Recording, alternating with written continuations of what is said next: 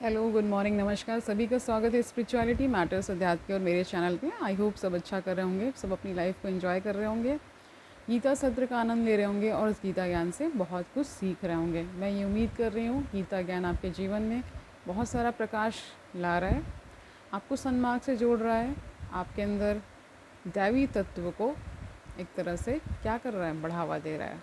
ठीक है, सभी के अंदर विद्यमान तो है बट हम उसका इस्तेमाल नहीं कर पाते हैं। लेकिन ये ज्ञान जब हमें मिलता है तो हम धीरे धीरे ही सही, लेकिन हम एक तरह से देवत्व की ओर बढ़ते जाते हैं। तो शुरू करते हैं आज का सेशन। कर्मयोग तीसरा अध्याय श्रीमद् भगवद गीता चल रहा है। ठीक है, अभी तक 31 श्लोक हो चुके हैं, आज 3 और लेंगे। ठीक है, शुरू करते हैं।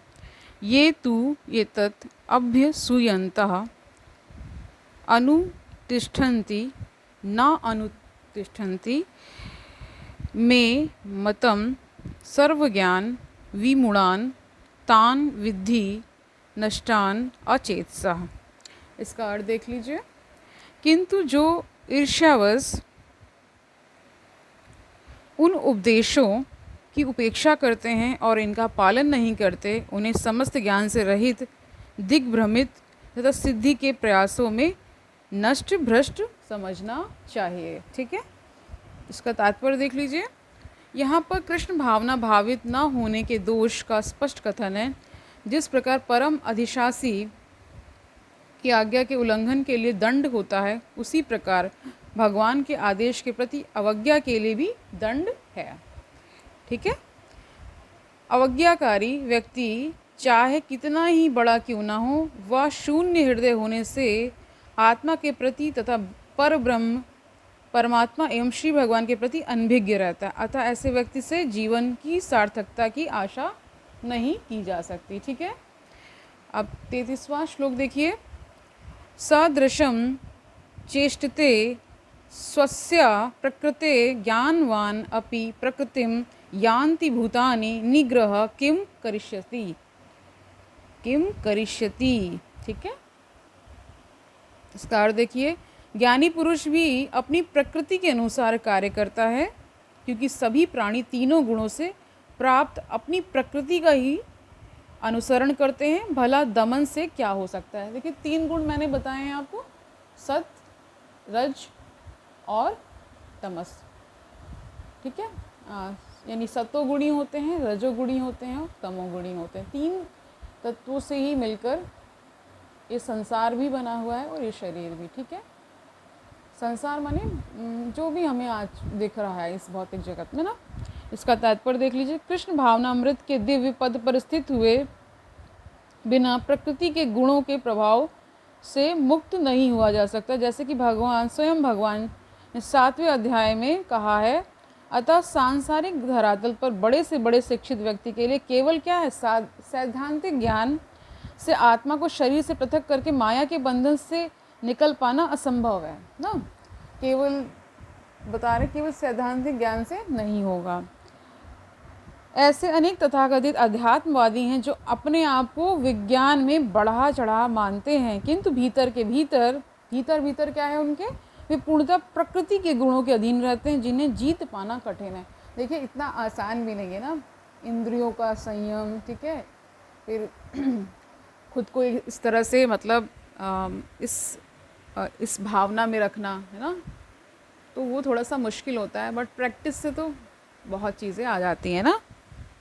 वही बता रहे हैं यहाँ पे, कितना आसान नहीं है, किंतु भीतर भीतर वे पूर्णतः प्रकृति के गुणों के अधीन रहते हैं, जिन्हें जीत पाना कठिन है। ज्ञान की दृष्टि से कोई कितना ही विद्वान क्यों ना हो, किंतु भौतिक प्रकृति की दीर्घकालीन संगति के कारण वह बंधन में रहता है।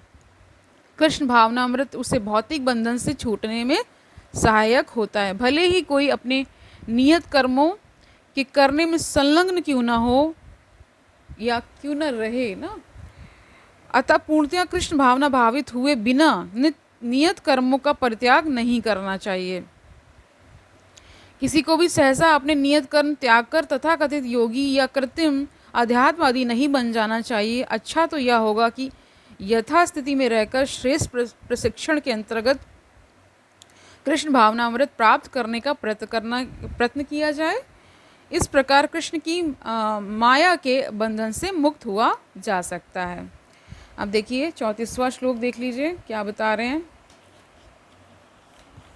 इंद्रियस्य अर्थे राग द्वेषो व्यवस्थितो तयो न वशम आगच्छेत तो ही अस्य परिपंथिनो। ठीक है, परिपंथिनो का अर्थ होता है अवरोधक। इसका अर्थ जान लीजिए। प्रत्येक इंद्रिय तथा उसके विषय से संबंधित राग द्वेष को व्यवस्थित करने के नियम होते हैं। मनुष्य को ऐसे राग तथा द्वेष के वशीभूत नहीं होना चाहिए, क्योंकि ये आत्म साक्षात्कार के मार्ग में अवरोधक हैं। ठीक है, इसका तात्पर्य देख लीजिए। जो लोग कृष्ण भावना भावित हैं, वे स्वभाव से भौतिक इंद्रिय तृप्ति में रत होने में झिझकते हैं, किंतु जिन लोगों की ऐसी भावना न हो, उन्हें शास्त्रों में यम नियमों का पालन करना चाहिए। अनियंत्रित इंद्रिय भोग ही भौतिक बंधन का कारण है, किंतु जो शास्त्रों के यम नियमों का पालन करता है वह इंद्रिय विषयों में नहीं फंसता। उदाहरण के लिए यौन सुख बद्ध जीव के लिए आवश्यक है और विवाह संबंध के अंतर्गत यौन सुख की छूट दी जाती है। शास्त्रीय आदेशों के अनुसार अपनी पत्नी के अतिरिक्त अन्य किसी स्त्री के साथ यौन संबंध वर्जित है। अन्य सभी स्त्रियों को अपनी माता सम मानना चाहिए। यहाँ पे ये बता रहे हैं कि जो गृहस्थ धर्म में रह रहे हैं उनको जो विषय से रिलेटेड यानी काम से रिलेटेड जो छूट दी गई है वो किसके लिए दी गई? सिर्फ पत्नी तक ही आपको रखना है। अन्य जितनी स्त्रियां हैं उनको माता और बहन के समान ही ट्रीट करना है। ठीक है, वही बता रहे हैं। किंतु इन आदेशों के होते हुए भी मनुष्य अन्य स्त्रियों के साथ यौन संबंध स्थापित करना चाहता है। इन प्रवृत्तियों को दमित करना होगा, अन्यथा वे आत्म साक्षात्कार के मार्ग में बाधक होंगी। जब तक कि यह भौतिक शरीर रहता है तब तक शरीर की आवश्यकताओं को यम नियमों के अंतर्गत पूर्ण करने की छूट दी जाती है, किंतु फिर भी हमें ऐसी छूटों के नियंत्रण पर विश्वास नहीं करना चाहिए। कह रहे किंतु फिर भी हमें ऐसे छूटों के नियंत्रण पर विश्वास नहीं करना चाहिए। ठीक है, तो एक यहाँ पे ये बताया जा रहा है एक तरह से आपको संयमित जीवन जीना है ना, वो बताया जा रहा है। मनुष्य को अनासक्त रहकर इन यम नियमों का पालन करना होता है, क्योंकि नियमों के अंतर्गत इंद्रिय तृप्ति का अभ्यास भी उसे पथभ्रष्ट कर सकता है। जिस प्रकार की राजमार्ग तक में दुर्घटना की संभावना बनी रहती है, भले ही इन मार्गों की कितनी ही सावधानी से देखभाल क्यों न की जाए, किंतु उसका कोई आश्वासन नहीं दे सकता कि सबसे सुरक्षित मार्ग पर भी कोई खतरा नहीं होगा, क्योंकि मृत्यु है, मृत्यु तो कभी भी आ सकती है ना।